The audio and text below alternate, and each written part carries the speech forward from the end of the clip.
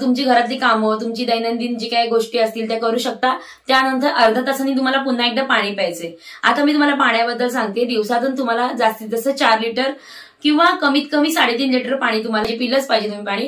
कारण तुम्ही जर पाणी कमी प्यायलात तर वजन कमी होणार नाही. उलट तुम्ही पाणी जर जास्त प्यायलं तर तुमची भूक सुद्धा नियंत्रित राहते, त्वचेला सुद्धा तुमचा एक ग्लो येतो पाण्यामुळे आणि वजन झपाट्याने कमी होते. तुम्ही करून बघा. तुम्ही पाण्याचा भरपूर प्रमाणात तुम्ही पाणी प्या.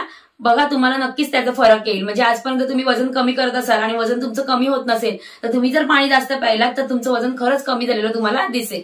तर त्यानंतर आपला तर ब्रेकफास्ट तर झाला.